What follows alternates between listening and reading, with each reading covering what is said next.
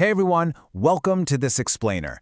Today, we're doing a deep dive into the surprisingly complex life of a really simple word, high. It is honestly fascinating how much heavy lifting one small adjective can do in our daily communication, evolving from basic physical measurements to highly abstract concepts. Okay, here's our roadmap for today. We'll be exploring 1. Literal height, 2. Value and honor, 3. Food and lifestyle, 4. Nature's extremes, and 5. Idioms and phrases. Let's get right into it. Section 1. Literal height and physical meaning. We are starting firmly on the ground, anchored right in the physical world. So at its core, this adjective just means lofty, elevated, tall, or raised up. Before a word can tackle anything complicated, it has to describe something basic. And here, it's just vertical distance. And honestly, we see this literal application everywhere. Just picture looking up at the ancient, towering royal structures built by kings in Jaipur, right? Or watching the morning sun rising high into space. Or even just observing someone holding their head high with absolute pride. It's all about that upward elevation. But, okay, here's where it gets super interesting. How exactly does a basic word for physical altitude stretch to describe extreme weather, human emotion, and even the divine? That brings us to Section 2, high value, honor, and status. Let's see how society uses height as a stand-in for prestige and ultimate authority. Take a look at this biblical quote, "Wisdom is too high for a fool." Notice what happens there? Suddenly, high means abstract or incomprehensible. It's literally out of reach. And, this is the exact same linguistic logic behind calling a supreme God the Most High. The physical height represents an unreachable superiority. And check out this comparison. There's this fascinating dual nature to social height. On one hand, it dictates steep economic prices, like saying a 100 rupee price tag is way too high for a basic t-shirt, or buying Mary's expensive gifts. But on the flip side, it represents noble character. Think about a woman of high attainments getting an award from a man of high honor. Same exact word, totally different applications.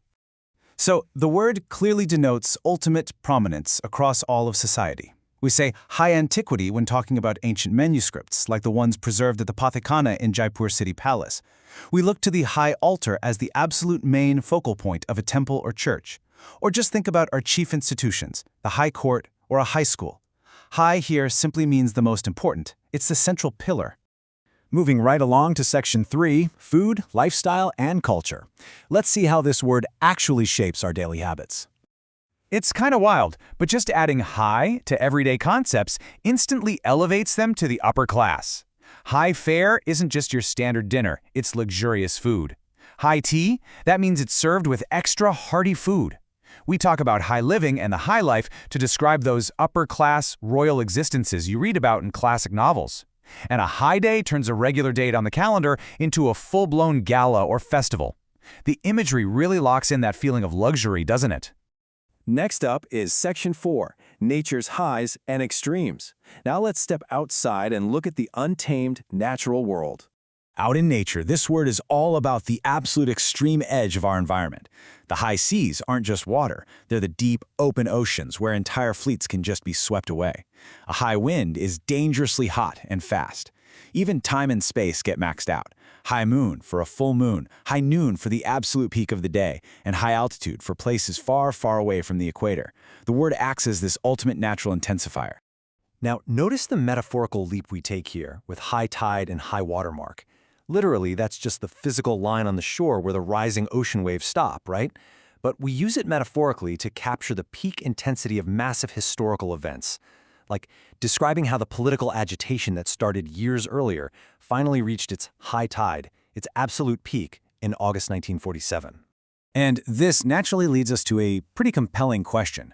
What happens when we mix these extreme physical highs with human action, conflict, and emotion? Well, let's find out in Section 5, idioms and common phrases. We'll wrap up with the complex phrases that really color our daily conversations.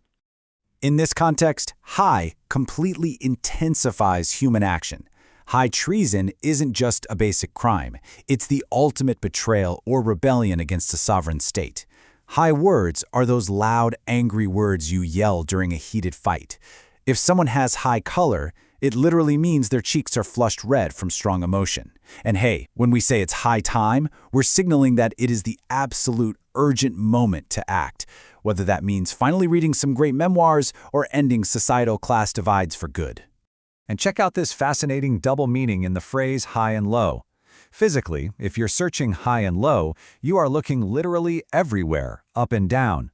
But socially, if a piece of news is interesting to high and low, it means it appeals to absolutely everybody, both the wealthy and the impoverished. It spans the entire spectrum of human existence. We even use high to vividly build out character profiles. Someone who is high-handed is dictatorial, oppressive, just totally unbearable. But then, someone high-minded is noble, bearing adversity with immense patience.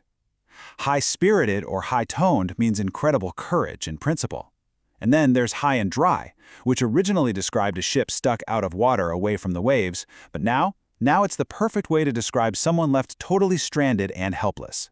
You even see this direct contrast in religious ceremonies. In the Roman Catholic tradition, just the simple addition of singing and rhythm transforms a quiet, spoken low mass into an elevated, celebratory high mass. It is absolutely amazing how a single word can dictate the entire atmosphere of a room. So, as we wrap up this explainer, I really want to leave you with a thought. We've seen how one simple little word for vertical distance can expand to encompass ocean tides, royal living, deep anger, and even the divine. So, how does your own native language stretch its most basic physical words to describe the entirety of the human experience? Think about the everyday words you use. I bet you'll find a whole world of hidden meanings right under your nose.